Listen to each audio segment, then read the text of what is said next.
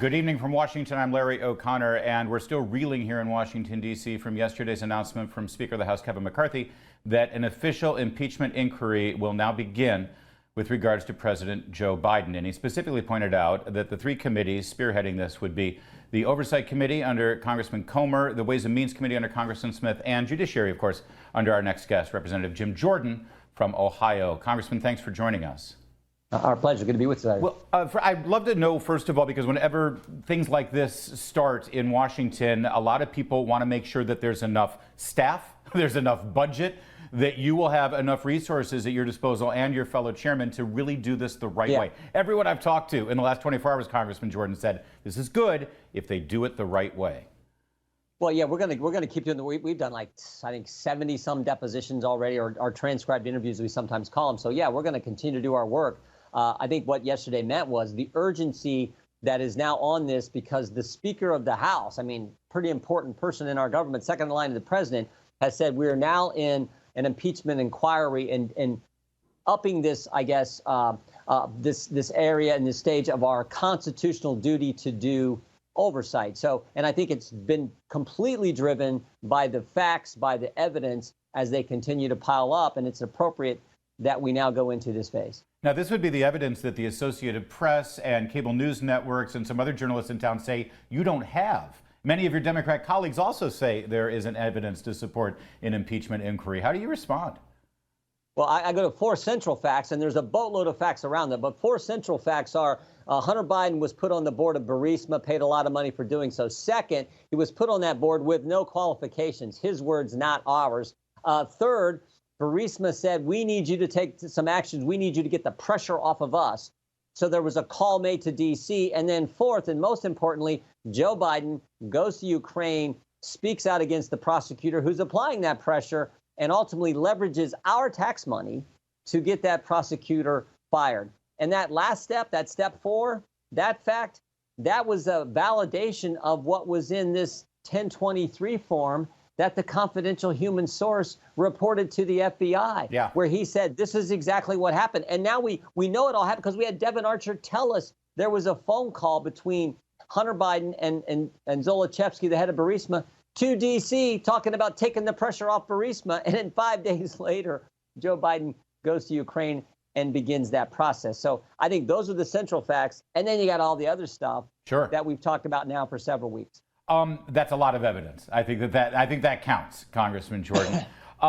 You saw today, I'm sure, that the White House counsel's office put out a multi-page memo to news organizations, putting pressure on them to cover this story the way they want them to cover it. Two things on this. First of all, here we go again. You've been uncovering how the White House put pressure on social media companies, to try to steer the narrative in this country. But secondly, also, is that really the role of the White House counsel's office? They're supposed to be representing the office of the president, not Joe Biden on a personal basis. No, two great points. You would think this would come from Karine Jean-Pierre, come from the press office, if you're talking to media. But more importantly, this is a continuation of the censorship effort, it looks to me.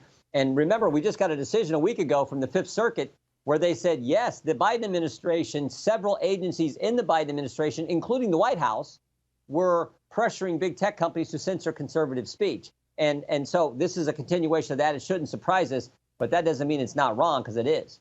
Some of your colleagues, some of your Democrat colleagues have spoken out against this, and they've said that, again, there's nothing there, there's no evidence, and this is a waste of time.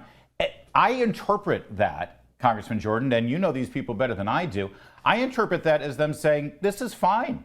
Everything that has been laid out here, the 20 shell corporations, the $20 million from foreign countries, and not nice countries, by the way, going to a direct family member of an elected official, and that elected official obviously making his access available to those foreign entities, paying all that money, that this is business as usual. There's nothing wrong here. I mean, that's basically what they're saying, isn't it? Devin Archer, Hunter Biden's business partner, under oath in the deposition, said what they were selling was the brand. The brand was Joe Biden. He said that under oath. He testified. He's his business partner. For goodness sake. And then you got all the other stuff you talked about. I mean, if that doesn't warrant going to an impeachment inquiry phase, I don't know what does. Here's the big irony. Those four central facts about Burisma, He's on the board. He's not qualified. He takes action. He persuades Joe Biden to take this action that he took that got the prosecutor fired who was applying the pressure. I mean, think about it. They used American tax dollars. He leveraged American tax dollars to get a certain policy outcome in Ukraine. That's what they tried to impeach President Trump on. No, actually, they didn't try it. They did, even though President Trump didn't do that. It's the exact same fact pattern that they tried to apply to President Trump, but he didn't do that. Yeah. And now this is what he did in Ukraine. I mean, I find that to be just like, I mean, unbelievable irony here. But this is how the Democrats operate. Skeptics here also are claiming that there's no direct link showing money going directly to Joe Biden, that he didn't directly profit. So I guess their defense now is, oh, sure, he allowed himself to be sold or access to him to be sold, but it only enriched his brother and his son and maybe other members of his family. Is that a defense? I think it's still wrong, isn't it, if everyone close to you gets rich instead of you? Well, if it's a defense, it's not a very good one. I mean, that's what looks like happened here, and that's why we are moved to this phase of our oversight duties. Yeah. And we're going to continue to call in witnesses and get access to documents to see what new evidence and what further happens. And we haven't even got into, I think, an important part of this. The Department of Justice, in the unorthodox way, I guess to use a kind word, a way they conducted the investigation, 4.5 years, all the things they did there, I think that's an important component of this overall inquiry as well. Yeah, and by the way, that brings in Merrick Garland. I understand he's actually going to have a date on Capitol Hill. I believe it's tomorrow. Sorry? Next week. It is next week. Wednesday. Thank you. He's put David Weiss now in charge of as a special counsel in this, but you just laid out his actions in trying to give Hunter Biden immunity through his office and sort of make this go away. Is he going to be part of this investigation as well in terms of his actions? Well, he's committed to come in front of our committee sometime later this month or early October. We'll see if he keeps that commitment. But we do want to talk to him. I mean, David Weiss is the guy who tipped off Hunter Biden's defense counsel when they were going to serve a search warrant. David Weiss is the guy who tipped off the transition team. We want to interview certain people. David Weiss is the guy who put together the deal, the sweetheart plea agreement that went in front of the judge, and the court said, "What are you talking about?" And the judge declined to accept it. That's the guy. After 4.5 years of all this, that's the guy Merrick Garland selects to be the special counsel. Are you kidding me? Yeah. So, of course, we want to talk to him, and we've already interviewed a couple of people who were involved in the Hunter Biden investigation. One other item here, back to the Burisma issue, which obviously you laid out very clearly. There is an email, December 4th, 2015, from Hunter Biden's business associate, Eric Schwerin, and it was sent to the vice president's assistant, Kate Bedingfield. And they exchanged, this is Hunter Biden's business partner emailing with the vice president's assistant, and it included talking points with regard to Vice President Biden's influence in Ukraine and what he was trying to achieve in Ukraine. Just days after that email exchange is when Vice President Biden put the pressure to get rid of that prosecutor that directly benefited Burisma. How important, in your opinion, is this evidence in this timeline here?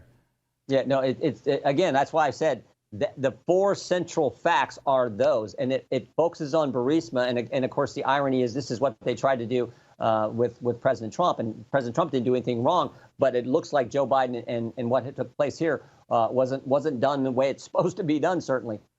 So that evidence is, I think, critically important because those are the four key facts that I think just crystallize this all. Then you got all the stuff we've talked about around it.